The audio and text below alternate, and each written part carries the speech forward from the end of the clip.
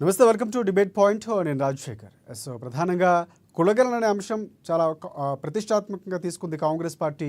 BJP party చేయనిది, ఏ party చేయనిది Congress party ప్రభుత్వం చేసి చూపించింది, చరిత్ర సృష్టించిందని కాంగ్రెస్ పార్టీ చెప్పుకున్నటువంటి పరిస్థితి కనిపిస్తుంది. ప్రధానంగా కులగణనకు సంబంధించి పూర్తిగా గత నవంబర్లో అయినటువంటి నివేదిక సర్వే పూర్తిగా అయినటువంటి పరిస్థితి కనిపిస్తుంది. దీనికి సంబంధించి బీసీ రిజర్వేషన్లు ప్రధానంగా ఉన్నటువంటి అంశంగా చెప్పుకోవచ్చు. నిన్న బీసీ డిక్లరేషన్కి సంబంధించి ఒక సభ కూడా జరిగింది. సో దానికి తీన్మార్ మల్లన్న పాల్గొన్నారు. సో అలాగే బీసీ రిజర్వేషన్లకు సంబంధించి 42% తగ్గొద్దు, ఎన్నికలు ఇచ్చిన హామీ ప్రకారం ముందుకు వెళ్దామని రేవంత్ రెడ్డి కూడా ఇప్పటికే చెప్పినటువంటి పరిస్థితి కనిపిస్తుంది. సో ప్రధానంగా పూర్తి స్థాయిలో చూసుకుంటే ఇక్కడ కులగణన సర్వే వచ్చింది. నిన్న ఉత్తమ్ కుమార్ రెడ్డి ఆధ్వర్యంలో దానికి సంబంధించినటువంటి వివరాలు కూడా వెల్లడించారు. సో భవిష్యత్తు ఎలా ఉండబోతుంది? రేపు అసెంబ్లీ ఉంది, దానికి ముందు అక్కడ పూర్తి స్థాయిలో క్యాబినెట్ మీటింగ్ కూడా ఉండబోతుంది. సో అన్ని పార్టీలకు సంబంధించినటువంటి అభ్యర్థులు కూడా ఇక్కడ రాబోతున్నారు. సో వారి సలహాలు సూచనలు ఎమ్మెల్సీలు కూడా ఇవ్వబోతున్నారు. సో రిజర్వేషన్ల అంశం ఎలా ఉండబోతుంది? సో ఇక్కడ రెండు ఉన్నటువంటి ప్రధానంగా కనిపిస్తుంది. మనకి ఎస్సీ ఉపకులాల వర్గీకరణపై కూడా డాక్టర్ జస్టిస్ షమీల్ అఖ్తర్ నివేదిక కూడా వచ్చింది. సో రెండింటికి సంబంధించినటువంటి ముందుకు వెళ్ళబోతుంది ప్రభుత్వం, ఎలాంటి నిర్ణయాలు తీసుకోబోతుంది, సో ఎవరికి లబ్ధి చేకూరబోతుంది, సో ఇవన్నీ గురించి మనం డిబేట్ పాయింట్లో చర్చిద్దాం. మనతో పాటు కాంగ్రెస్ పార్టీ అధికార ప్రతినిధి రవిచంద్ర గారు మనకి అందుబాటులో ఉన్నారు. వారికి నమస్కారం. అలాగే BJP party state general secretary SC Morcha Kranthi Kiran గారు కూడా కాసేపట్లో జాయిన్ కాబోతారు. అలాగే ప్రముఖ రాజకీయ విశ్లేషకులు పాపిరెడ్డి గారు మనకు అందుబాటులో ఉన్నారు. వారికి కూడా నమస్కారం. ముందుగా మనం కాంగ్రెస్ పార్టీ అధికార ప్రతినిధి రవిచంద్ర గారి దగ్గరికి వెళ్దాం. రవిచంద్ర గారు నమస్తే.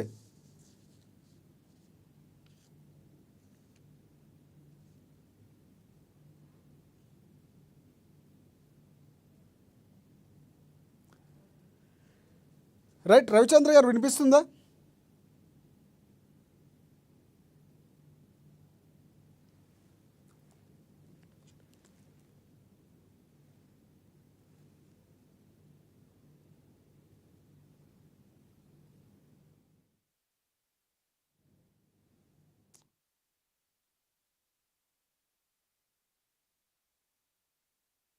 ప్రధానంగా డిబేట్ అంశానికి మనం చూసుకుంటే కనుక తెలంగాణలో కులగణన అంశంపై చర్చించేందుకు రేపు రాష్ట్ర శాసనసభ శాసనమండలి ప్రత్యేకంగా సమావేశం కాబోతున్నటువంటి పరిస్థితి కనిపిస్తుంది. ఈ మేరకు అసెంబ్లీ సెక్రటరీ నరసింహాచార్యులు ఒక ప్రకటన కూడా ఇచ్చారు. అసెంబ్లీ స్పీకరు మండలి చైర్మన్ ధృవీకరించాలని కూడా ఆయన పేర్కొన్నటువంటి పరిస్థితి కనిపిస్తూ ఉంది. ఇక ప్రధానంగా బీసీ రిజర్వేషన్లు, ఎస్సీ వర్గీకరణ అంశాలు కులగణన ద్వారా ఒక పూర్తిగా నివేదిక ఇవ్వబోతున్నారు. దానికి సంబంధించి సర్కార్ ఒక ముందుకు వెళ్తున్నటువంటి పరిస్థితి కనిపిస్తోంది. ఇందులో వివరాలకు సంబంధించి కులగణన నివేదిక, సామాజిక అంశాల వివరాలు ఇప్పటికే కేబినెట్ సబ్ కమిటీ అందించినటువంటి పరిస్థితి కనిపిస్తుంది. సో ఈ నేపథ్యంలోనే కేసీఆర్ రేపు అసెంబ్లీకి రావాలని కూడా పొన్నం ప్రభాకర్ లాంటి నేతలు చెబుతున్నటువంటి పరిస్థితి కనిపిస్తుంది. బీసీల మీద నిజంగా ప్రేమ ఉంటే కేసీఆర్ రావాలని కూడా చెప్తున్నటువంటి పరిస్థితి కనిపిస్తుంది. ఇక రేపు ఉదయం 10 గంటలకు అసెంబ్లీ కమిటీ హాల్లో రాష్ట్ర కేబినెట్ భేటీ అవుతుంది. సో అదే రోజు ఉదయం 11 గంటలకు, అంటే రేపు ఉదయమే ఈ అంశాలపై చర్చించడానికి అసెంబ్లీ శాసనమండలి సమావేశాలు కూడా జరగబోతున్నాయి.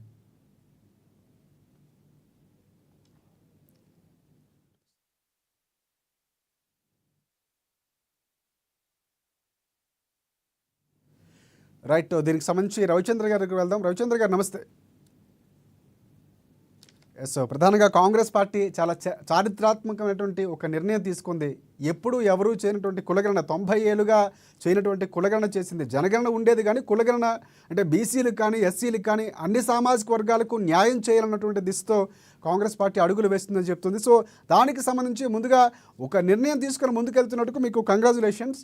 అయితే ఇక్కడ కులగణన అయిపోయింది, రిజర్వేషన్ అంశం చాలా కీలకంగా ఉన్నటువంటి పరిస్థితి కనిపిస్తుంది. ఇటువైపు బీసీ రిజర్వేషన్లకు సంబంధించి ఇచ్చిన మాట నిలబెట్టుకుంటామని ముందుకెళ్తున్నారు. సో మిగతా పార్టీల అభిప్రాయం రేపు ఎలా ఉండబోతుంది అనుకుంటున్నారు? ఏఎన్ఎం యాజమాన్యానికి మరియు నాతో పాటు జాయిన్ అయ్యే మిత్రులకు ముందుగా నమస్కారం సార్. అయితే సార్, ఇక్కడ కాంగ్రెస్ పార్టీ ప్రభుత్వంలో రాకముందుకే ఏదైతే మేనిఫెస్టోలో పొందుపరిచిన విషయాల్లో అత్యంత కీలకమైనది కులగణన. ఈ కులగణని మా జాతీయ నాయకులు రాహుల్ గాంధీ గారు మేమెంతో మాకంతా నినాదంతో ముందు తీసుకెళ్లి ఇది తెలంగాణ రాష్ట్రంలో కాకుండా భారతదేశం మొత్తంలో ఈ కులగణన చేయాలన్న ప్రతిపాదిక మీద దీన్ని ముందుకు తీసుకుపోవడం జరిగింది. మేము మా ముఖ్యమంత్రి రేవంత్ రెడ్డి గారు మేనిఫెస్టో కమిటీలో ఇచ్చినటువంటి హామీ ప్రకారం బీసీలకు కులగణన చేసి వారికంత ప్రాధాన్యత కలిగిస్తామని హామీ ఇచ్చి దాన్ని నెరవేర్చిన ప్రక్రియ మనకు కనిపిస్తుంది. కాకపోతే ఇక్కడ ఏంటంటే మొత్తం తెలంగాణ రాష్ట్రంలో ఉన్నటువంటి జనాభా ప్రాతిపదికన తీసుకున్నప్పటికీ ఇది చారిత్రాత్మక నిర్ణయం. ఇలాంటి నిర్ణయం భారతదేశంలో ఏ రాష్ట్రం కూడా ఇప్పటివరకు తీసుకోలేదు. అంటే కాంగ్రెస్ పాలిత రాష్ట్రాల నుండే ఈ కులగణన చాటు కావాలని ఒక నిర్ణయం తీసుకొని దీని సంకల్పంతోనే 33 జిల్లాల కలెక్టర్లతో మా ప్రభుత్వం కలిసి దీన్ని పూర్తి చేసే ప్రక్రియ మనకు కనిపిస్తుంది. అయితే ఇక్కడ ఒక విషయం ఏంటంటే సార్, ఇక్కడ మనం ఏదైతే 100% జరగాల్సిన కులగణన కొన్ని కారణాల చేత కొందరు ఇయ్యకపోవడం వల్ల 3.4% కొందరు వ్యక్తులకు మేము తీసుకోలేకపోయామని అక్కడ ఉన్నటువంటి కమిటీలో ఉన్న మెంబర్లు అయితే కలెక్టర్లు అయితే వివిధ వ్యక్తులు దాన్ని కొన్ని కారణాల అయితే జరగలేదనే విషయాన్ని ఒప్పుకోవడం జరిగింది. ఈ కులగణన అనేది తెలంగాణ రాష్ట్రంలో ఆర్థిక, సామాజిక, రాజకీయంగా బీసీలకు, ఎస్సీ ఎస్టీ మైనార్టీలకు ప్రతి ఒక్కరికి లబ్ధి చేకూరే విధంగానే మా ప్రభుత్వం చేస్తుందని మేము కోరుకుంటున్నాం. దీని ప్రకారం గతంలో ఉన్నటువంటి రిజర్వేషన్లను కాకుండా ప్రస్తుతం ఉన్నటువంటి సామాజికంగా జరిగిన సర్వే ప్రకారం వాళ్ళకి రానున్న రోజుల్లో వారికి సంబంధిత జనాభా ప్రాతిపదికన వాళ్ళకు రాజకీయంగా కూడా వాళ్ళకు ఎంత శాతం అయితే ఉన్నారో అంత పర్సెంటేజ్ ప్రకారము వాళ్ళకు రాజకీయ పదవులలో అవకాశం కల్పించడం జరుగుతుంది సార్ ఇక్కడ. ఎస్, కానీ ఇక్కడ కాంగ్రెస్ పార్టీకి సంబంధించినటువంటి ఒక చరిత్ర అని చెప్తుంది, కానీ బీఆర్ఎస్ పార్టీ చాలా విమర్శలు చేస్తుంది. కులగణనంతా కాకి లెక్కలను కూడా కవిత చెప్పినటువంటి పరిస్థితి కనిపిస్తుంది. ఏ విధంగా చూస్తారు మీరు? అయితే ఇక్కడ ఒకటి మనం హర్షించదగ్గ విషయం ఏంటంటే కులగణన విషయంలో బీఆర్ఎస్ పార్టీ నుంచి కవిత గారు తప్ప హరీష్ రావు అయితేనేది, కేటీఆర్ గారు అయితేంది, మిగతా ఏ నాయకులు కూడా స్పందించట్లేదు. కేవలం ఇది రాజకీయ ఉద్దేశంతో అనుకోండి, లేదంటే బీసీల మీద ప్రేమతో అయితేంది, కేవలం కవిత గారు మాత్రమే స్పందిస్తున్నారు తప్ప ఇంకోటి కవిత గారికి సంబంధించినటువంటి కుటుంబ సభ్యులు తప్ప బీఆర్ఎస్ పార్టీ చెందిన కేసీఆర్ గారు కానీ, కేటీఆర్ గారు కానీ, హరీష్ రావు గారు కానీ ఇంకా ఏ నాయకులు కూడా ఈ కులగణన సర్వేకు సహకరించలేదనే విషయాన్ని రాష్ట్ర ప్రజలకు తెలుసండి. ఈ కులగణనకు సర్వేకు వాళ్ళు సహకరించకుండా మరి కాంగ్రెస్ పార్టీ ప్రభుత్వం చేసినటువంటి ఇంత పెద్ద చారిత్రక నిర్ణయాన్ని ఎత్తి చూపడం అనేది కరెక్ట్ కాదనే నా ఉద్దేశం. అంటే ఏవైతే జాతీయ పార్టీలు పూర్తిగా బీసీలకు అన్యాయం చేశామని చెప్తుంది కవిత, కానీ ఇక్కడ న్యాయం చేసే ప్రయత్నం చేస్తున్నటువంటి పరిస్థితి కాంగ్రెస్ పార్టీ ముందుకు వెళ్తుంది. కానీ ఎందుకు రాజకీయంగా ఆమె ఉనికిని కాపాడుకోవడానికి కవిత విమర్శలు చేస్తుందని భావిస్తున్నారా మీరు? అంతే సార్, 10 సంవత్సరాలు వాళ్ళ ప్రభుత్వం ఉన్నప్పుడు గత 5 సంవత్సరాల కాలంలో నిజామాబాద్ ఎంపీగా ఆమె ప్రాతినిధ్యం వహించినప్పుడు ఏ రోజు కూడా బీసీల గురించి మాట్లాడలేదు సార్. వాళ్ళ తండ్రి గారే ఇక్కడ తెలంగాణ రాష్ట్రాన్ని 10 ఏళ్ళుగా పాలించింది. వాళ్ళ తండ్రి గారితో మాట్లాడి ఇక్కడ బీసీ కులగణన అయితేంది, ఓవరాల్ గా తెలంగాణ రాష్ట్ర గతంలో 2014 ఆ కాలంలో ఒక కులగణన చేశారండి. అది ఇంతవరకు దాన్ని ఊసేలేదు, దాన్ని బయట పెట్టాము పరిస్థితుల్లో మనకు కనిపించలేదు. అయితే ఇక్కడ ఒకటి ఏంటంటే తెలంగాణ రాష్ట్ర ప్రభుత్వం గత 2018 నుంచి 23 వరకు చేసిన సర్వేలో ఏదైతే వెనుకబడ్డ వర్గాలను వారి జనాభా ప్రాంతాలను లెక్కించి వాళ్ళని రాజకీయంగా వాళ్ళ ఓట్లని చూస్తారు తప్ప ఆ ఓట్లను చూసేసి ఏ రాజకీయంగా నాయకుల ముందు రాకుండా వాళ్ళ కులాల వారీగా వాళ్ళ కుల వృత్తులను ప్రోత్సహించడానికి ఈ బీసీలు ఇంతమంది ఉంటే ఈ సామాజిక వర్గానికి మేము ఇది ఇవ్వాలి, లేదంటే ఈ సంబంధించిన ముదిరాజు ఇంతమంది ఉంటే వాళ్ళ కులవృత్తి చేసుకోవడానికి చేపల పెంపకం, ఆ పెంపకం అని చెప్పేసి ఇక్కడ మభ్య పెట్టలే తప్ప కానీ ఏ రోజు కూడా వాళ్ళు చేసినటువంటి సర్వేను బయట పెట్టలేదండి. వాళ్ళు బయట పెట్టుంటే ఈ రోజు ఈ పరిస్థితి వచ్చేది కాదు కదా, మేము మేనిఫెస్టోలో ఈ యొక్క అంశాన్ని పొందుపరిచే వాళ్ళం కాదు కదా. కవిత గారు గత ప్రభుత్వంలో ఉండి అప్పుడు ప్రభుత్వంతో పాటు పనిచేసుకుంటూ తెలంగాణ రాష్ట్ర ప్రజలకు ఏ విధంగా ఉపయోగపడకుండా ప్రస్తుతం కాంగ్రెస్ పార్టీ చేపట్టినటువంటి నిర్ణయాలను వ్యతిరేకించడం అనేది ఆమె వ్యక్తిగతానికి మేము వదిలేస్తున్నాం సార్. కానీ మీరేమో 42% రిజర్వేషన్ ఇస్తాం అంటున్నారు. ఇప్పుడు మైనార్టీలతో కలుపుకొని మైనార్టీలు ఉన్నటువంటి బీసీలు 10% మించున్నారు. వీరిని కలుపుకొని మొత్తంగా 56.3% ఉంది. సో రిజర్వేషన్లు కూడా 56.3% ఇవ్వాలంటున్నారు కవిత. సో అలాంటి ప్రతిపాదన ఏమైనా ఆమోదిస్తారా, కాంగ్రెస్ పార్టీ తీసుకుంటుందా? సార్ ఇప్పుడు ఒక తెలంగాణ రాష్ట్రమే కాకుండా భారతదేశంలో ఉన్నటువంటి అన్ని రాష్ట్రాలకు సుప్రీంకోర్టు అయితేంది, సరే మనం ఉన్న రాజ్యాంగం ప్రకారం అయితే 50% రిజర్వేషన్లు మించకూడదు అనే విషయాన్ని అయితే మనందరికీ తెలుసు. అది తెలిసినప్పటికి కూడా సుప్రీంకోర్టుకు ఉన్నటువంటి జారీ చేసిన ఆదేశాలను మనము దీన్ని వ్యతిరేకించినట్టు అవుతుందా, లేకపోతే ఏ విధంగా అయితే ఒకసారి కవిత గారు కూడా ఆలోచించుకోవాలి. మేము మేనిఫెస్టో పెట్టిన ప్రకారం 42% బీసీలకు రిజర్వేషన్ ఇస్తానని ఏదైతే హామీ ఇచ్చినామో ఆ 42% రిజర్వేషన్ రాజకీయంగా ఇవ్వడానికి మా ప్రభుత్వం, మా ముఖ్యమంత్రి రేవంత్ రెడ్డి గారు సిద్ధంగా ఉన్నారని ఈ సందర్భంగా మేము కవిత గారికి తెలియజేస్తున్నాం. పాపిరెడ్డి గారు జాయిన్ అయ్యారు. పాపిరెడ్డి గారు నమస్తే. నమస్కారం. ఎస్ పాపిరెడ్డి గారు, ప్రధానంగా చూసే ఉంటారు రిజర్వేషన్ల అంశం కాంగ్రెస్ పార్టీ గత ప్రభుత్వాలు చేయనటువంటి కులగణన సర్వే ద్వారా బీసీలకి, ఎస్సీ ఎస్టీలకి, అన్ని వర్గాలకి న్యాయం చేసి తీసుకుని ముందుకు వెళ్తున్నాం, సామాజిక ఆర్థిక సర్వే నిర్వహించామని చెప్తుంది. సో ఈ సర్వే అనేది రాష్ట్రానికి కానీ లేకపోతే అక్కడ ఉన్నటువంటి కులాలకు కానీ ఉప కులాలకు కానీ ఎంతవరకు ఉపయోగకరంగా ఉండబోతుంది అంటారు? అంటే కాంగ్రెస్ పార్టీ వెళ్తున్న నిర్ణయాలు ఏ విధంగా చూడొచ్చు అంటారు? ఇప్పుడు ఒకటి ఏంటంటే, ఇన్ని రోజుల వరకు కూడా బీసీలు ఈ మా కులగణన కావాలని డిమాండ్ చేస్తూ వచ్చారు. ఈ ఈ విషయంలో కాంగ్రెస్ ప్రభుత్వం చొరవ తీసుకొని కులగణన చేయడం జరిగింది. సరే, ఆ గణన ప్రకారం 46.5% వరకు బీసీ జనాభా ఉన్నదని కూడా వాళ్ళు చెప్పడం జరిగింది. అయితే ఈ ఈ సర్వే విశ్వనీయత మీద ప్రశ్నించడానికి వీల్లేదు. ఎందుకంటే ఎన్యూమరేటర్ చేసిన వాళ్ళంతా గవర్నమెంట్ ఎంప్లాయీసే కాబట్టి దీనిలో ఈ లెక్కలలో తప్పులు అంటూ ఏమీ ఉండవు. ఇది ఒక విధంగా కరెక్ట్ సర్వే కాబట్టి వాళ్ళు ఇంత శాతం ఉన్నదని నిర్ణయం తేలింది. ఈ శాతం నిర్ణయం తేలిన తర్వాత ఇప్పుడు ప్రభుత్వాలు బీసీలకు మరి ఎటువంటి సదుపాయాలు కల్పిస్తాయి? ఇప్పుడు ఉదాహరణకు నాకు తెలిసిన మట్టుకైతే ఓన్లీ పంచాయతీ రాజు అంటే స్థానిక సంస్థలలో మాత్రమే బీసీలకు రిజర్వేషన్ ఎక్కువ ఉన్నది. కానీ అదే ఎంపీ, ఎమ్మెల్యే, ఎమ్మెల్సీ ఎలక్షన్స్ లో ఈ రిజర్వేషన్ లేదు. మరి ఈ రిజర్వేషన్ పై స్థాయి వరకు కూడా ఎక్స్టెండ్ చేస్తారా, లేదా ఇది మామూలుగా కేవలం ఈ లెక్కలు వచ్చిన తర్వాత అక్కడికి ఆపేస్తారా? ఒకటి. రెండోది ఏంటంటే, ఇప్పుడు ఈ బీసీ కులగణన తర్వాత కూడా ఇప్పుడు బీసీలలో కూడా చాలా గుణాలు ఉన్నాయి. ఇప్పుడు ఈ ఒక 5-6 కులాలు మాత్రమే ముందు ఉండి ప్రతి విషయంలో కూడా అగ్ర బాగా ఉన్న వాళ్ళకే ఇది ప్రయోజనం వస్తున్నది.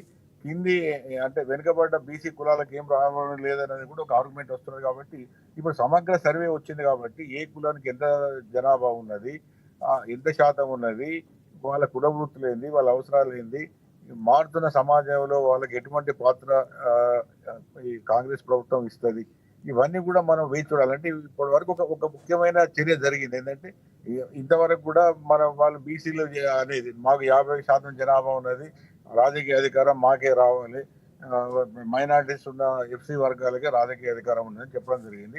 ఇప్పుడు ఇదేమో అప్పుడు మామూలుగా మాటలు చెప్పాను, కానీ ఇప్పుడేమో ఒక సార్థాధికారం అంటే ఒక ప్రభుత్వ సర్వే ద్వారా 46.5% కన్నా జనాభా ఎక్కువ ఉన్నదని తేలిన జరిగింది. కాబట్టి మరి ఇప్పుడు బీసీలు రాజకీయంగా ఏం చేస్తారు? ఇది కూడా ఒక సమస్య. ఏంటంటే మాకు జనాభా ఉన్నదని చెప్పడంతోనే సరిపోదు, బీసీలలో ఐక్యత కానీ ఐకమత్యం కానీ ఏ విధంగా వస్తుంది?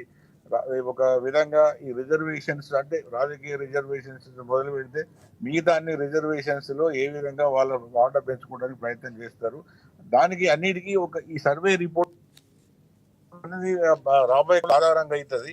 నేను అనుకుంటా ఈ అన్ని బీసీ సంఘాలు కూడా భవిష్యత్తులో మా వాటా ప్రకారం మాకు అధికారం రావాలి, ఏది మా జాతీయ సంపదలో మాకు వాటా రావాలని అడిగే అవకాశాలు. మరి ఇవి ఇప్పుడున్నదేమో మన ప్రైవేటు రంగంతో నడుస్తున్న, పెట్టుబడి రంగంతో నడుస్తున్న వ్యవస్థ. ఈ వ్యవస్థలో ప్రభుత్వానికి ఉన్న శక్తి ఎంత? ప్రభుత్వం నిజంగానే బీసీ వర్గాలందరికీ కూడా న్యాయం చేసే శక్తి ఉన్నదా, లేకపోతే రాజకీయంగా వాడుకొని మళ్ళీ మామూలుగానే ఉంటుందా అన్నది రాబోయే కాలంలో నిర్ణయం. అంటే ఇప్పుడు ఇమ్మీడియట్గా ఏం చెప్పలేము. రాబోయే కాలంలో ఈ రిజర్వేషన్ యొక్క శాతము ఏ విధంగా వాళ్ళ సామాజిక ఉన్నతి అభివృద్ధి మనం వేచి చూడాల్సిందే. రైట్. ఇంకో అంశం పాపిరెడ్డి గారు, అంటే ప్రధానంగా ముందు నుంచి కూడా 42% ఇస్తామని చెప్తుంది కాంగ్రెస్ పార్టీ. ఎన్నికల్లో హామీ ఇచ్చాం, ఆ విధంగా ముందుకు పోతామని చెప్తుంది. సో ఇక్కడ ఎస్సీ రిజర్వేషన్లు కూడా అటు ఉపకులాలు, ఇటువైపు సుప్రీం తీర్పు కూడా చాలా కీలకం, దానికి కూడా పట్టుబడుతున్నాయి.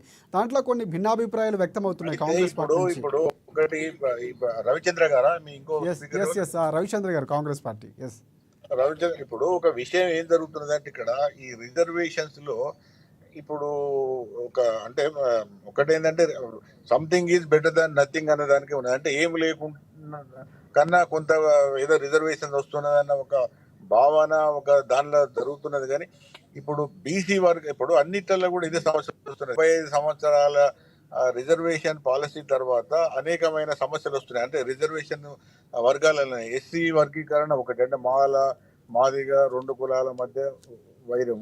అట్లాగే బీసీలలో కూడా ఓబీసీ ఎంబీసీల మధ్య వైరుధ్యం. అట్లాగే ఎస్టీలలో కూడా లంబాడ వర్సెస్ ఆదివాసీ. అంటే ఏం జరుగుతున్నదంటే ఆర్థికాభివృద్ధి అన్నది కావాల్సినంత స్థాయిలో జరగకపోవడం వలన చాలా మంది ఏంటంటే రిజర్వేషన్ ఒక ఆధారంగా దాంతో కొంతనన్నా మాకు మా ఆర్థిక వ్యవస్థ మా జీవితాలు బాగుపడాలని ఆశ ఉంటుంది. కానీ ఒకటి ఏంటంటే ఇప్పుడు రిజర్వేషన్స్ బాధాకరమైన విషయం ఏంటంటే రిజర్వేషన్స్ శాతం రోజు రోజు తగ్గిపోతుంది. ప్రభుత్వ ఉద్యోగాలు కానీ మిగతా అంశాలలో కానీ ప్రభుత్వాలన్నీ కూడా పెట్టుబడిదారు విధానం అవలంబిస్తున్నాయి. కాబట్టి ఈ ఈ విధానాలలో ఈ రిజర్వేషన్లు కానీ లేకపోతే సామాజిక న్యాయం కానీ రోజు రోజు దాని యొక్క శాతం కానీ స్థానం కానీ తగ్గిపోతున్నది. కాబట్టి రాబోయే కాలంలో ఈ బలహీన వర్గాల యొక్క ఐకమత్యం ఏ విధంగా ఉంటుంది, వీళ్ళు రాజకీయ అధికారం చేజిక్కించుకోవడానికి ఎటువంటి వ్యూహాలు రచిస్తారు, ఎంత ముందుకు పోతారన్న దాని మీదనే వాళ్ళకు ఏది ముందుకు పోవడానికో అభివృద్ధి సాధించడానికి అవకాశం ఉంటుంది. రైట్. రవిచంద్ర గారు, అంటే చాలా కీలకంగా పొన్నం ప్రభాకర్ గారు కొన్ని అంశం నిన్న ఒక అంశం కూడా లేవనెత్తారు. సో బీసీల మీద ప్రేమ ఉంటే మాజీ ముఖ్యమంత్రి కేసీఆర్ రావాలని చెప్పారు. కేసీఆర్ వస్తారని భావిస్తున్నారా? సాధారణంగా రారు అన్నటువంటి అంశం అయితే క్లియర్ కట్గా ఉంది. సో వస్తే నిబద్ధత పెరుగుతుందంటారా?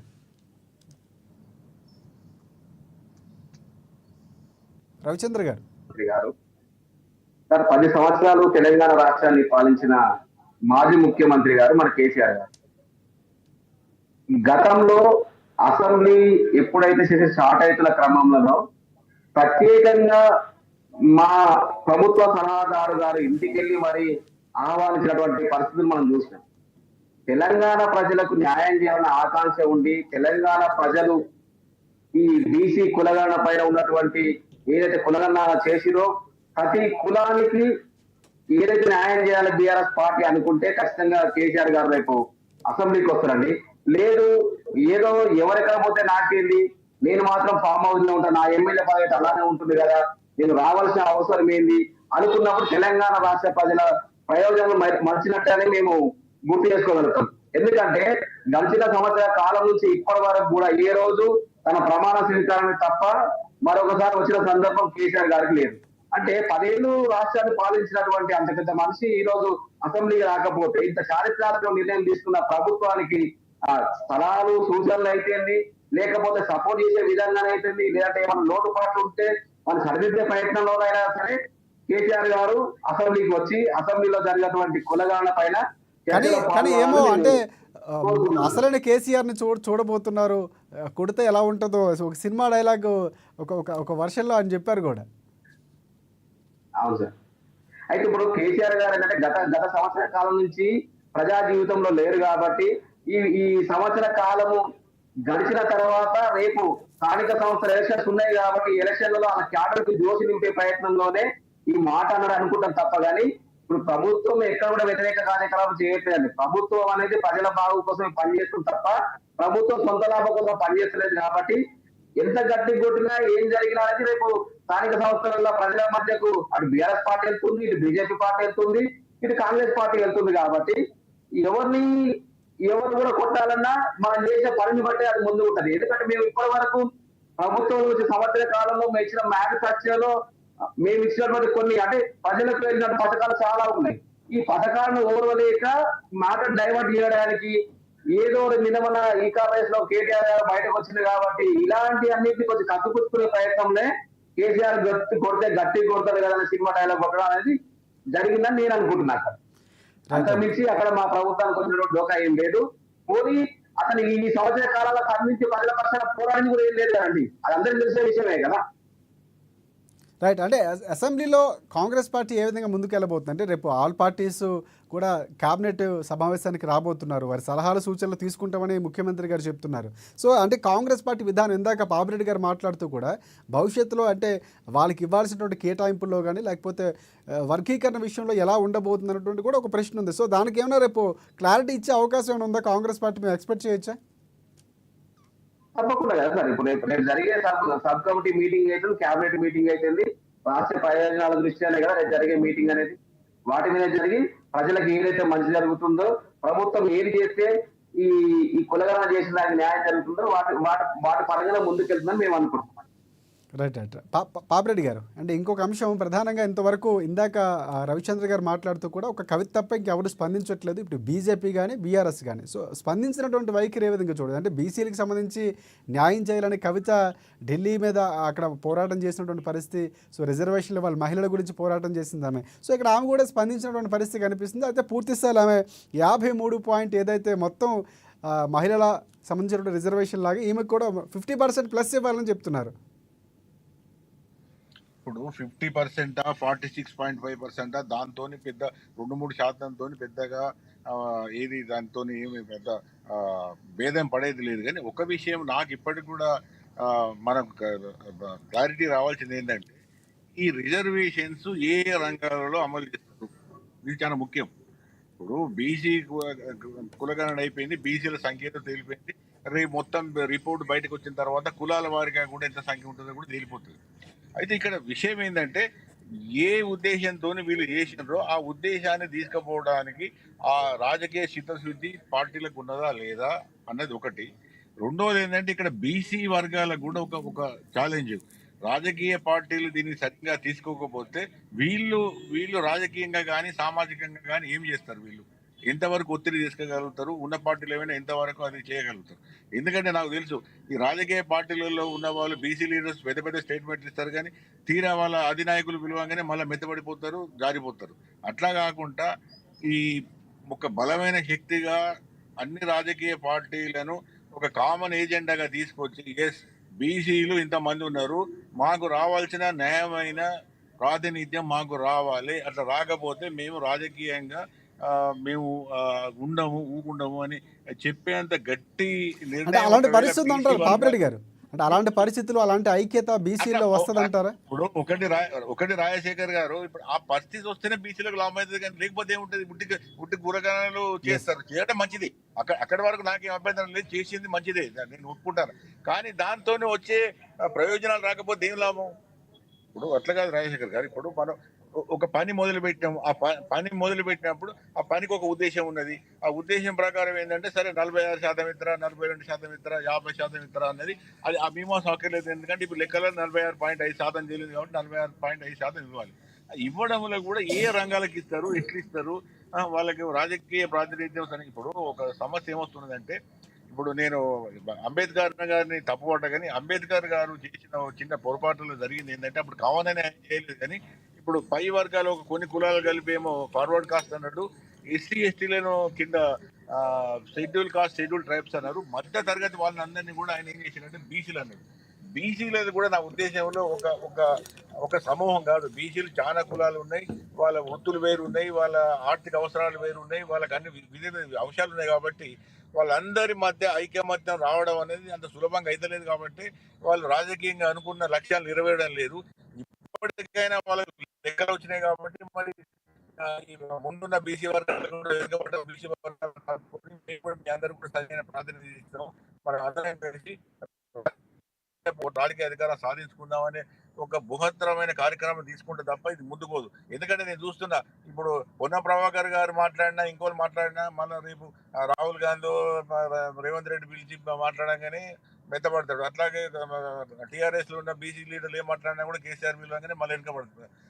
అట్లాగే బీజేపీలో కూడా ఈటల రాజేంద్ర మొదలైతే బీసీ లీడర్ బండి సంజయ్, అరవింద్ ఏం మాట్లాడినా కూడా మళ్ళీ అక్కడ అధినాయకత్వం ఏం చెప్తే దాన్నే ఇంటారు. కాబట్టి వీళ్ళు రాజకీయ సత్తా నిరూపించుకోవడానికి వీళ్ళ కమ్యూనిటీలో బలమైన ఒక ఏది మేము కూడా రాజకీయంగా బలమైన నాయకులమే, బలమైన వర్గాలమే, మమ్మల్ని విస్మరిస్తే ఏ పార్టీ కూడా రాజకీయంగా మనుగడ కొనసాగదు అనే ఒక నిర్ణయం తీసుకొస్తే తప్ప ఇవి సామాన్యంగా అమలు కావు. ఎందుకంటే ఈ ఎంత కూడా రాజకీయమే నడుస్తుంది కాబట్టి రాజకీయాన్ని ఎదుర్కోవడానికి మళ్ళీ రాజకీయం అవసరం. కాబట్టి ఆ లెవెల్లో ఒకవేళ బీసీ వర్గాలు ముందుకు పోగలిగితే ప్రయోజనం ఉంటుంది, లేకపోతే ఇవన్నీ పేపర్ మీద ఉంటాయి.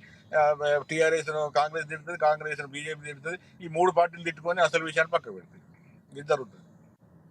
రైట్. రైట్. రవిచంద్ర గారు ఏమంటారు? పాపిరెడ్డి గారు చాలా క్లియర్ కట్గా చెప్తున్నారు, బీసీలో కూడా కొంత ఐక్యత రావాల్సిన అవసరం ఉంది. సో ఆయన కొన్ని అంశాలు ప్రస్తావించారు, ఏకీభవిస్తారా మీరు? సరే, ఇప్పుడు సార్ చెప్పిన దాన్ని ఏకీభవించడంలో కూడా మేము కూడా దాన్ని యాక్సెప్ట్ చేయగలుగుతాం. ఎందుకంటే ఇక్కడ ఒక ప్రభుత్వం చేపట్టిన కార్యక్రమాలకు ఒక సామాజిక వర్గం నుంచి వాళ్ళ బాధ్యత ప్రకారం వాళ్ళు స్పందించాలనేది సార్ చెప్పినటువంటి విధానం. కాకపోతే ఇక్కడ మేమేమంటున్నామంటే దానికి ఏదైతే కావాల్సిందో దాన్ని చేపట్టి అంటే చేయగలిగినంత ముందుకు తీసుకెళ్లి ఒక నిర్ణయం తీసుకున్నారు కాబట్టి ఈ నిర్ణయం తీసుకున్న దానికి ఆ కులాల పరంగా మేమెంతో మాకెంత అనే నిదానంతో ఇక్కడ గ్రామ పంచాయతీ నుంచి అయితేనే, ఇక్కడ మండల నుంచి అయితేనే, ఇటు అసెంబ్లీల వైపు నుంచి కానీ వారు ఎంత ఉందో అంత ప్రాతినిధ్యం వారికి దక్కాలనే కాన్సెప్ట్ తోనే ఇది ఒక కులగడ జరిగింది సార్. కాకపోతే ఏంటంటే ఈ కులగణ చేసి వాళ్ళకు రావాల్సినటువంటి రిజర్వేషన్ల ప్రకారం వాళ్ళకి చెందాలి కాబట్టి, వాళ్ళకి న్యాయం జరగాలి కాబట్టి ఈ కులగణ చేసారు. ఏదో ఇది పేపర్ మీద వరకే చేసి దాని తర్వాత పక్కన పెట్టిందంటే అది గత ప్రభుత్వం బీఆర్ఎస్ చేసి దాన్ని పక్కన పెట్టింది. కానీ మేము అది కాకుండానే ఇప్పుడు దీనికి ఒక సబ్ కమిటీ పెట్టి ఆ సబ్ కమిటీ నుంచి రేపు అసెంబ్లీలో తీర్మానం పెట్టి ఇక్కడ మండలిలో దాన్ని ఒక డిస్కషన్ జరిగి అక్కడి నుంచి ఈ రేపు ఏదైతే మన బడ్జెట్ లో జరిగే సమావేశాల్లో దీన్ని ఆమోదించి దీన్ని కేంద్ర ప్రభుత్వానికి సిఫారసు చేసే ఆలోచనలో మా రాష్ట్ర ప్రభుత్వం ఉంది. ఖచ్చితంగా ఇప్పుడు జరిగినటువంటి కులగణన ప్రకారం ఏ కులం ఎంత వరకు ఉందో అంతవరకు వాళ్ళకి లబ్ధి చేకూరాలి, వాళ్ళకి రాజకీయంగా చైతన్యం కలగాలి, వాళ్ళలో ఉన్నటువంటి కులాలకు ఐక్యతతో ఉండాలన్న కారణంతో మాత్రమే ఈ కులగణన కొనసాగిస్తారు. దీన్ని కొందరు వ్యతిరేకించినప్పటికీ, కొందరు స్వాగతించినప్పటికీ ఓవరాల్ గా అయితే మా ప్రభుత్వం ఇచ్చినటువంటి హామీలలో అతి ముఖ్యమైనది కులగణన కాబట్టి దాన్ని చేసి తీరింది. ఈ ఈ ఏదైతే కులాలకు కావాల్సిన రిజర్వేషన్ లో కూడా రానున్న క్రమంలో రానున్న 3 సంవత్సరాల కాలంలో వాళ్ళకి అన్ని విధంగా మా ప్రభుత్వం పని చేస్తుందని మా ఆశాభావం వ్యక్తం చేస్తున్నాం. అయితే ఒక అంశం ప్రధానంగా ఒక వార్త బయటకు వచ్చింది, దానికి క్లారిటీ ఇవ్వాలి మీరు. అంటే నిన్న ఏదైతే Uttam Kumar Reddy cabinet sub committee అవ్వకుండా, దాంట్లో చర్చించకుండా ముందే ఏవైతే నిన్న కులగణన అంశాలు నివేదికలు సంబంధించినటువంటి వెల్లడించారో దానిపై కొంచెం సీఎం రేవంత్ రెడ్డి సీరియస్ అయ్యారు. అందుకే ఎస్సీలకు సంబంధించినటువంటి కమిషన్ నివేదిక కూడా గోప్యంగా ఉంచారన్నటువంటి వార్తలు వస్తున్నాయి. దానికి ఏమైనా మీ దగ్గర సమాచారం ఉందా? అంటే సార్ ఇప్పుడు మేము పార్టీ పరంగా మాత్రమే మేము చెప్పడానికి ఆస్కారం ఉంటుంది సార్. ప్రభుత్వం ఉన్నటువంటి పెద్దలు ఇలా ఉత్తమ్ కుమార్ రెడ్డి గారు సబ్ కమిటీ చైర్మన్ గా ఉన్నారు కాబట్టి ఉత్తమ్ కుమార్ రెడ్డి గారు పూర్తిగా దానికి సంబంధించి చర్చించకుండా, పార్టీలతో చర్చించకుండా ముందే నివేదికను మీడియా ముందు ప్రవేశపెట్టారు. అందుకే ఏదైతే ఎస్సీ కమిషన్ నివేదిక ఉందో దాన్ని గోప్యంగా ఉంచారు అనేటటువంటి వార్త వస్తుంది. అంటే సార్ ఇప్పుడు ప్రభుత్వంలో ఉన్నటువంటి పెద్దల ఉన్నటువంటి నిర్ణయాలని మేము మాత్రం చెప్పడానికి ఆస్కారం ఉంది. ఎందుకంటే మేము పార్టీ పరంగా పార్టీ చేస్తున్నటువంటి కార్యక్రమాలను ముందు తీసుకుపోతూ ప్రభుత్వంలో జరిగినటువంటి మాకున్న ఇన్స్ట్రక్షన్ తో పాటు మాత్రం మేము మాట్లాడగలుగుతాం తప్ప కానీ అది ఉత్తమ్ కుమార్ రెడ్డి సార్ గారికి మరియు ప్రభుత్వానికి సంబంధించిన విషయం. దాన్ని అనేది రేపు ఎట్లాగూ ఇప్పుడు మనకు మంత్రులు క్యాబినెట్ మీటింగ్ ఉంది కాబట్టి ఆ క్యాబినెట్ మీటింగ్ తర్వాత ఉత్తమ్ కుమార్ రెడ్డి గారు మరియు రాష్ట్ర ప్రభుత్వ మంత్రులు, ముఖ్యమంత్రి గారు కలిసి దాన్ని వెల్లడిస్తారని మేము అనుకుంటున్నాం. రైట్. పాపిరెడ్డి గారు, అంటే ఈ అంశాన్ని, అంటే ఈ వార్తలు వస్తున్నాయి, ఒకవేళ వెల్లడిస్తే కనుక తప్పేముందన్నటువంటి ఒక వర్షన్ ఉన్నా కూడా రేవంత్ రెడ్డి గారు ఇలా స్పందించారన్నటువంటి వార్తలు వస్తున్నాయి. అందుకే ఎస్సీ కమిషన్ నివేదికను కొంచెం గోప్యంగా ఉంచారని వార్తలు వస్తున్నాయి. సో దీన్ని ఏ విధంగా చూడొచ్చు అంటారు? ఇప్పుడు ఇది ఒక విధంగా కాంగ్రెస్ పార్టీ వ్యవహారం. గోప్యంగా వస్తారా, బయట పెడతారా, ఇవాళ కాకపోతే మన అది బహిర్గతం చేయాల్సిందే. దాంట్లో వాళ్ళ పార్టీలు ఏం జరిగిందో నాకు సమాచారం లేదు. కానీ ఒక విషయం ఏంటంటే ఈ పార్టీ ఏదైతే మళ్ళీ అదే బేసిక్ క్వశ్చనే మాట్లాడుతున్నా, ఏదైతే కులగణన బీసీలకు చేసిన తర్వాత దాని ఇప్పుడు రవిచంద్ర గారు మాట్లాడారు. ఇప్పుడు పంచాయతీరాజ్ ఎలక్షన్స్ ఉన్నాయి. పంచాయతీరాజ్ అంటే స్థానిక సంస్థల ఎలక్షన్స్. స్థానిక సంస్థ ఎలక్షన్స్ లో ఇప్పుడు మనం స్టాటిస్టిక్స్ అంటే మనం సంఖ్యాపరంగా తీసుకున్నా కూడా ఇప్పుడు 50% ఎక్కువ జడ్పీటీసీలు, ఎంపీ కానీ బీసీలు ఉంటారు. 50 కాదు 60% ఉంటారు. దానికి కారణం ఏంటంటే ఎఫ్సీ వర్గాల వాళ్ళు గ్రామీణాలలో ఉండడం లేదు కాబట్టి పెద్ద ఎత్తున ఉంటున్నారు. ఇప్పుడు ఈ 46% కన్నా కూడా ఎక్కువ శాతం ఉంటున్నారు. ఉండద్దని కాదు, వాళ్ళకి ఎక్కువ ఉండాలి, నా ఉద్దేశం అది కాదు. కానీ ఇది ఒక స్థానిక సంస్థల రిజర్వేషన్ తోనే వాళ్ళకి రాజకీయ అధికారం రాదు. రాజకీయ అధికారం రావాలంటే ముఖ్యంగా చట్టసభలైన ఇది రాష్ట్ర శాసనసభలు లేకపోతే పార్లమెంటు, ఈ రెండిట్లలో రిజర్వేషన్ ఉంటుందా లేదా?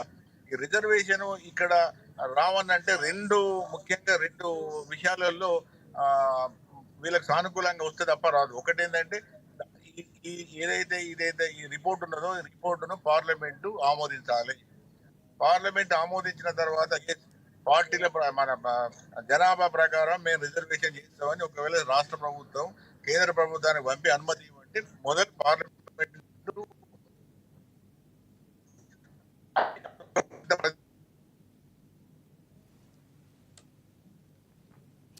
రైట్ రైట్ రవిచంద్ర గారు, సో అంటే పూర్తిగా ఈ రిజర్వేషన్లు అనేవి ఏ రంగాలకి, అంటే రాజకీయాల్లో బీసీలకు సముచిత స్థానం కల్పించాలి, లేకపోతే అన్ని రంగాల్లో వారు ముందు ఉండాలన్నటువంటి నేపథ్యంలో సో చట్టసభల్లో వారికి అంటే ఇక్కడ అసెంబ్లీలో కానీ పార్లమెంట్లో కానీ అక్కడ కూడా వారికి ఇవ్వాల్సిన ప్రాధాన్యత ఉంది. ఈ విధంగా కూడా కాంగ్రెస్ పార్టీ ముందుకెళ్లాల్సిన అవసరం ఉందంటారా? సో మీరంటే అలాంటి ప్రయత్నాలు కాంగ్రెస్ పార్టీ చేస్తుంది అంటే పాపిరెడ్డి గారి క్వశ్చన్ కూడా ఒక రకంగా అదే, అంటే అలాంటి న్యాయం జరగాల్సిన అవసరం ఉందంటున్నారు ఆయన, మీరేమంటారు? ఇప్పుడు సరే, మేము 2023 ఎలక్షన్ లో భాగంగానే బీసీలకు సమన్యాయం జరగాలని చెప్పేసి మేము అన్ని కులాల వారికి మా ముఖ్యమంత్రి రేవంత్ రెడ్డి గారు వారి వారి నియోజకవర్గాల పరంగా కొంతమందికి ఎమ్మెల్యే సీట్లు కేటాయించడం జరిగింది. దాంట్లో మనం ముఖ్యంగా చెప్పుకోవాల్సిన షాద్నగర్ కు సంబంధించినటువంటి ఈలపల్లి శంకర్ గారు మా ఎమ్మెల్యే కూడా ఒక బీసీ సామాజిక వర్గం చెందిన వ్యక్తే. ఇట్లా పేర్లు తీసుకుంటే ప్రతి ఒక్క కులానికి అంటే వాళ్ళు ఎంత శాతం ఉన్నప్పటికీ ప్రతి ఒక్క కులానికి మనం న్యాయం చేయాలనే ఆలోచనతో ప్రతి కులానికి వారు ఎక్కడైతే ఉన్న నియోజకవర్గాల పరంగా ఎమ్మెల్యే సీట్లను కూడా కేటాయించిన పరిస్థితి మనకు కనిపిస్తుంది.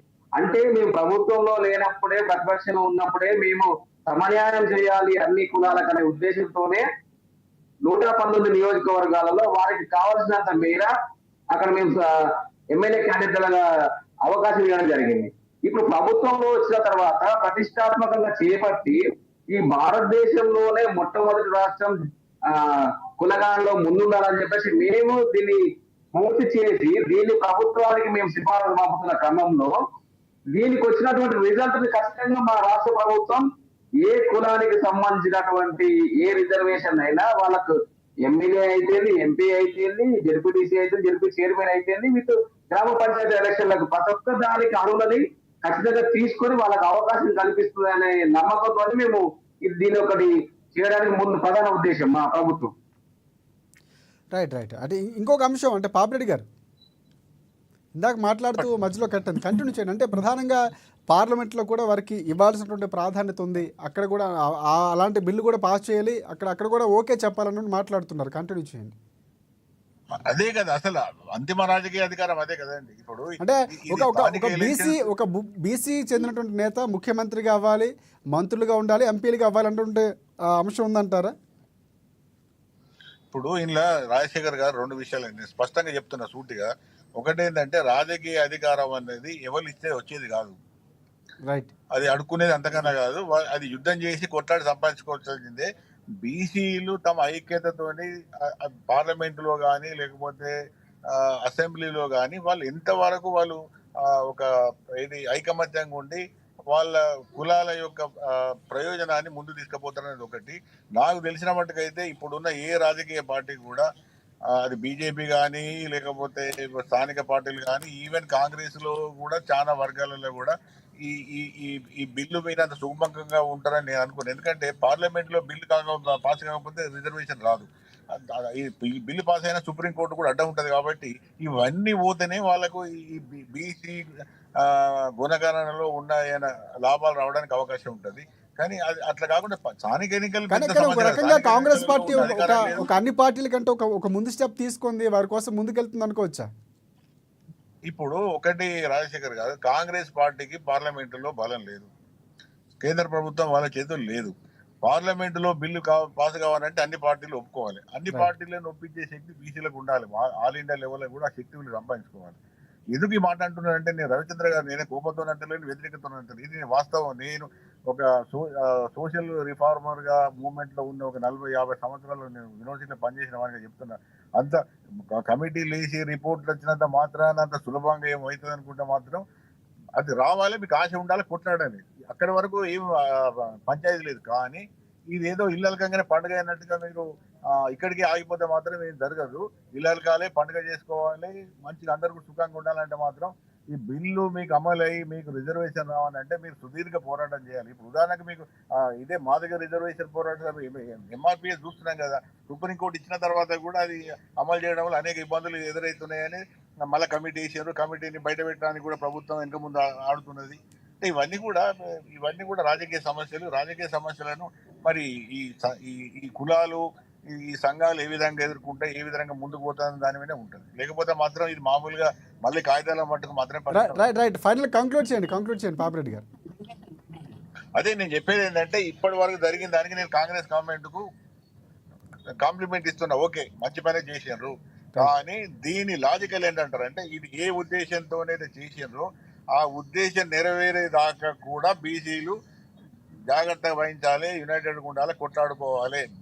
ఈ జనాభా లెక్కలు వచ్చినంత మాత్రాన పెద్దగా ఉరికేది ఇంతకుముందే అది 50% 2-3% అటు ఇటు ఉన్నదని అందరూ తెలుసు. ఇప్పుడు దాని ఒక అథెంటిక్ అంటే ఒక 46% ప్లేస్ ఉన్నది కాబట్టి ఇప్పుడు అక్కడికి అయిపోతుంది, ఆ విషయం అయిపోతుంది. కానీ దాంతో వచ్చే లాభాలు ఏందన్న దాని మీద ఇప్పుడు అసలు సమస్య ఉంటుంది. రైట్ థ్యాంక్ యూ పాపిరెడ్డి గారు. ఎస్ రవిచంద్ర గారు కంక్లూడ్ చేయండి. అంటే గతంలో చూసుకుంటే మనకి 34% ఉండేది ఉమ్మడి రాష్ట్రంలో కూడా, తర్వాత 23% బీఆర్ఎస్ పార్టీ చేసింది. మీరు మళ్ళీ చేస్తున్నటువంటి పరిస్థితి దాన్ని ఆమోదం తెలుపుతూనే అంటే కొన్ని సూచనలు కూడా పాపిరెడ్డి గారు చెప్పారు. సో ఆ సూచనలు తీసుకుంటారా, మీరు ఏమంటారో ఫైనల్గా కంక్లూడ్ చేయండి రవిచంద్ర గారు. తప్పకుండా సార్, ఇప్పుడు పాపిరెడ్డి గారు లాంటి వ్యక్తుల సలహాలు తీసుకుంటారు. ఇటు శాసన మండలిలో కానీ అసెంబ్లీలో కానీ ఎమ్మెల్యేలు, ప్రతిపక్ష ఎమ్మెల్యేలు అయితే అటు బీజేపీ ఎమ్మెల్యేలు, ఎంఐఎంఏ ఎమ్మెల్యేలు, ఇటు బీఆర్ఎస్ ఎమ్మెల్యేలు ఎవరు ఇచ్చినప్పటికీ కూడా కాంగ్రెస్ పార్టీ ప్రభుత్వం సానుకూలంగా స్పందించి అంటే వెనుకబడిన వర్గాలకు న్యాయం చేకూరే దిశగా ముందుకెళ్తుంది తప్ప కానీ ఇక్కడ ఎలాంటి భేషజాలు లేవండి. ఈ కులగణన సర్వే యొక్క ముఖ్య ఉద్దేశం ఏంటంటే వెనుకబడిన వర్గాలలో చివరి వ్యక్తి వరకు న్యాయం జరగాలి. న్యాయం జరిగినప్పుడే కాంగ్రెస్ పార్టీ యొక్క లక్ష్యం చేకూరుతుంది తప్ప కానీ ఏదో పేరుకు ఇక్కడ కులగణన చేసిన పేపర్ మీద వారికి పరిమితం చేసి ఏదో మేము చేసిన వారికి గొప్ప చెప్పుకోవడం మాత్రం కాకుండా ఇక్కడ మా కాంగ్రెస్ పార్టీ రాహుల్ గాంధీ గారు ఇచ్చిన నినాదం మేమెంతో మాకంతా అనే ఒక నినాదం ముందు తీసుకెళ్లి మా కేంద్ర ప్రభుత్వంతో పాటు ఇటు రాష్ట్ర ప్రభుత్వాన్ని కలుపుకొని ఈ రాష్ట్రంలో ఉన్నటువంటి బీసీ నాయకులు న్యాయం జరగాల, బీసీ కులాలకు సంబంధించిన ప్రతి ఒక్క వ్యక్తికి ఈ ప్రభుత్వ ఫలాలన్నా అనేది ఒక ముఖ్య ఉద్దేశం sir. Right thank you Ravichandra గారు. అండ్ రవిచంద్ర గారికి మరొకసారి ధన్యవాదాలు, అండ్ పాపిరెడ్డి గారికి ప్రత్యేకంగా ధన్యవాదాలు. సో ఇది ఇవాళ డిబేట్ పాయింట్. చూద్దాం అంటే రాజకీయ పరిణామాలు మారబోతున్నటువంటి పరిస్థితి కనిపిస్తుంది. బీసీ కులగణన ఏదైతే ఉందో కులగణన తర్వాత బీసీలకు ప్రత్యేకంగా రిజర్వేషన్లు ఇవ్వాలి, 42% తగ్గద్దు అని ముఖ్యమంత్రి రేవంత్ రెడ్డి చెప్పిన నేపథ్యంలోనే సో ఎంత ఇవ్వబోతున్నారు, సో ఆ పార్టీలకు సంబంధించినటువంటి సలహాలు తీసుకుంటామని చెప్తున్నటువంటి పరిస్థితి కనిపిస్తుంది. పాపిరెడ్డి గారి నేతలైతే భవిష్యత్తులో బీసీలు ఐక్యంగా ఉండాల్సిన అవసరం ఉంది, వారి కోసం వారు కొట్లాడాలి, ఈ రోజుతో అయ్యేది కాదు, బిల్లులు వచ్చినంత మాత్రాన అని చెప్తున్నటువంటి పరిస్థితి కనిపిస్తుంది. చూద్దాం భవిష్యత్తులో పరిణామాలు ఏ విధంగా మారబోతున్నాయి. రేపు అసెంబ్లీ సమావేశంలో ముఖ్యమంత్రి చేసినటువంటి అనుభవం ఉన్నటువంటి నేత రేవంత్ రెడ్డితో పాటుగా ఎవరెవరు పాల్గొనబోతున్నారు, మాజీ ముఖ్యమంత్రి ఏమైనా వచ్చే అవకాశం ఉంది, ఇవన్నీ కూడా చూడాల్సిన అవసరం. ఇది ఇవాళ డిబేట్ పాయింట్. రేపటి డిబేట్ పాయింట్లో మళ్ళీ మనం కలుసుకుందాం. అంతవరకు చూస్తూనే ఉండండి ANN న్యూస్.